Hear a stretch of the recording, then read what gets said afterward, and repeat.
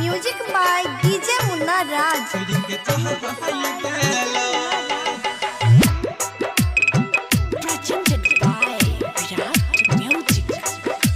सुबह के सूरज शाम होइते ढल गेल है।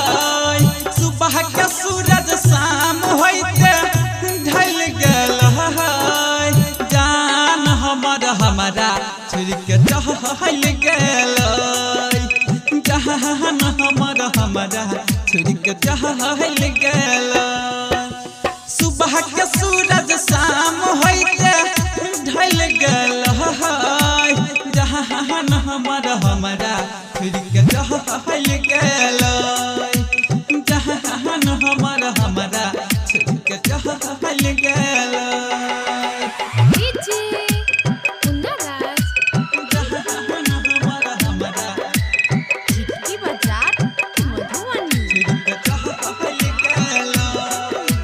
प्यार करै छै अखिया तरपै छै किया दिल। तरपै छै किया दिल। हाँ प्यार करै छै अखिया तरपै छै किया दिल। निकल के हमारा जिंदगी से गेलै दोसर के मिल। खाई के क्रिया कसम गेलै हमारा भूल।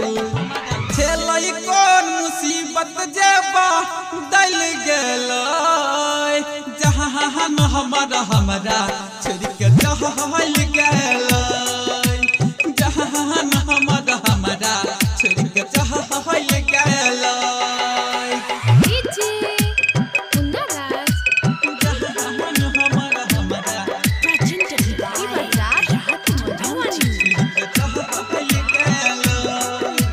बीतल ओकरा साथ हर एक बात हमरा सताबै छै। हमरा सताबै छै।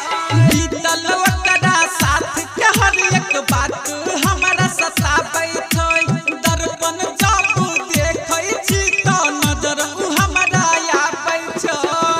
सुतै न छी रात भर नींदो नहीं आबै छै। राइटर कमलेश राजेश से नाता तोड़ गेलै। जहान हमर हमरा छोड़ के चहल गेलै। जहान हमर हमरा छोड़ के चहल गेलै। Recording by Virat studio Madna बाजार। मदना बाजार। मदना बाजार।